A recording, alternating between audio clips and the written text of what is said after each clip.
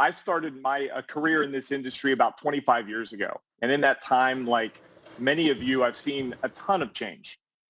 And I honestly believe that right now we're on the verge of really the biggest inflection that we're likely to see in our careers in the way that products are designed, tested, and built.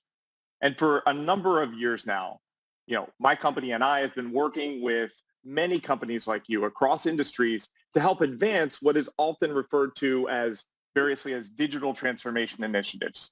And of course, we often start by talking to test departments because they're trying to figure out how does test fit into their company's overall digital transformation. And as a leader in software-defined automated test, of course, we have a role that we can play in that. But we're also increasingly talking to groups that don't have a direct test function, groups like manufacturing, operations, IT. And through these discussions, we see that digital transformation is an opportunity to really significantly improve the value and use of test and test data. But to do so, we have to rethink test and how it integrates with the overall product lifecycle and how it integrates within your enterprise. We're evolving our focus to do just that, enabling you to get more value from test. In fact, we're working to make sure that you can take advantage of all of your product-related data, from test, of course, but also from design and simulation, from machines and processes in your factories, and even from products as they're used by your ultimate end customer. That's why we've made significant investments like purchasing Optimal Plus, and we've announced partnerships with the MathWorks, Cadence, Ansys, so that we can provide advanced analytic capabilities that deliver these valuable, actionable insights from all of your product and process-related data. Now, as we all know, the traditional view of test is really as a cost. It's a step to be minimized or even avoided if you can. It's viewed as a sort of a problem of reduction. And I've spent my whole career thinking of it like this. How do we do the least amount of testing required so that we know a product is performing correctly? How quickly can we validate that a product meets design specifications before it goes into production? How do we determine as fast as possible whether a product passes or fails in manufacturing with the minimum number of steps? And traditionally, with this approach, much of the underlying measurement data for test is effectively thrown away. We hear all the time about test data being in silos, stored off somewhere for later, but in practicality, rarely used again. Now, certainly, look, we understand you need to find that single test result. You ultimately need to determine, for example, if your product is performing correctly. And we all appreciate the need for continuous improvements in efficiency. That's not going away. And we invest a lot in continuously improving the performance of your test systems. But test and measurement data has much more value to add. I really believe it's like a gold mine in organizations. And we need to learn to leverage that data to understand not only if a product is working, but if it's not, why it's not working and how do we fix it? And often we also find that increasing efficiency requires more than just incremental improvements through brute force. That approach in many cases is starting to get de minimis returns. And we have to take more sophisticated approaches to optimize test coverage and continue to improve efficiency. And the reason for that is that finding root causes or improving efficiency is becoming increasingly difficult because the products that you're designing and building are just becoming so complex. And they're becoming far too complex to be represented with a few sort of simple data points. They're, of course, often system of systems. They have complex interdependencies with the world around them. And increasingly, your products are defined by very complex and changing software.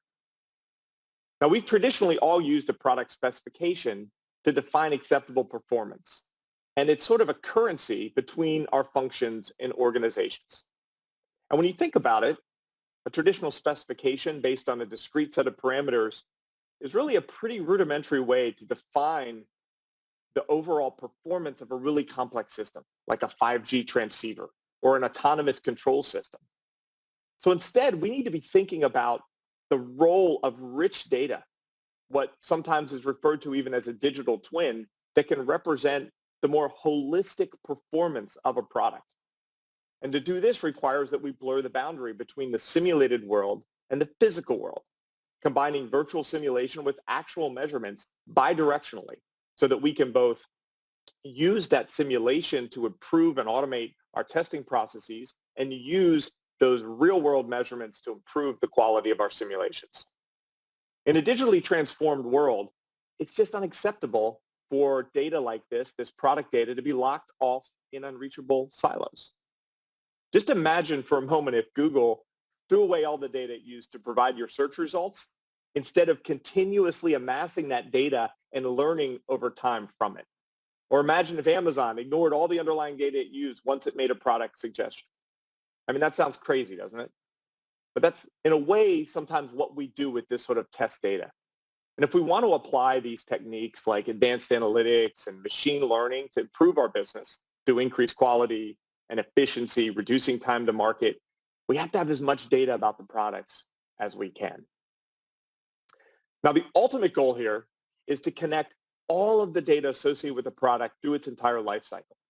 That means making connections from wafer to component to module and even into the final product. It means connecting data across the life cycle, also from design to manufacturing to in use, so that we can develop and build products faster and more efficiently and with lower failure rates.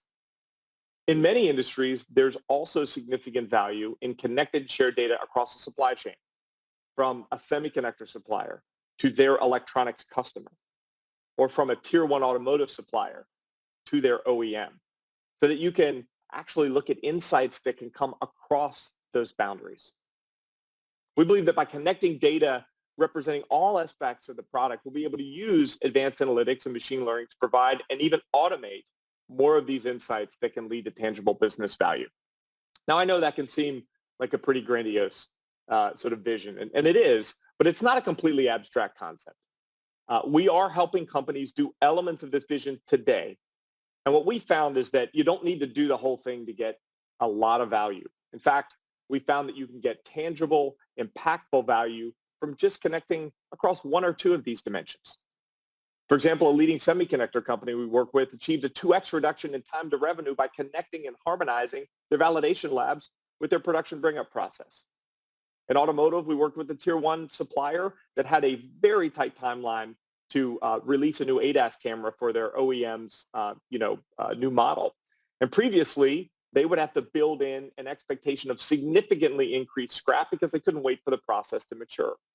In this case, they were able to use our Optimal Plus product data analytics solution to provide inline analytics so they could work through process kinks in parallel, find root cause faster, and enable their plant to reach internal yield goals in 3 months instead of their traditional 6 at the time.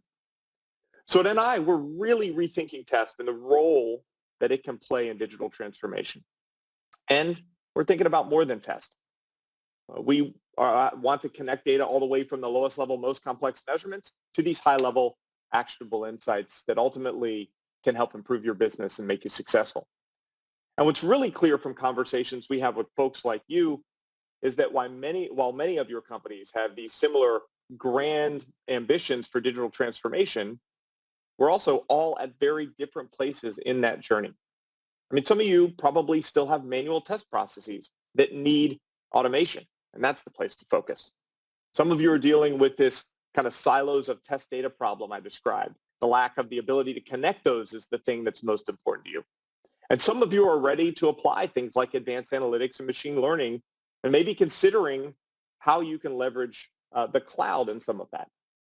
Now, you're going to hear a number of different case studies today, including from our own manufacturing and R&D teams, and you're going to see companies that are at different stages of this transformation journey. The entire focus of this Exec Connect event is to enable the sharing of these ideas and learnings. And so I encourage you, just like Adam said, to be open to that, and you'll get more value the more you're able to have those discussions with your peers. Because digital transformation at its heart requires partnering. It requires working across traditional boundaries, thinking of problems in new ways. NI is excited to partner with you as we all work to advance these journeys together and improve our businesses. And I'm really looking forward to the conversations. Thank you.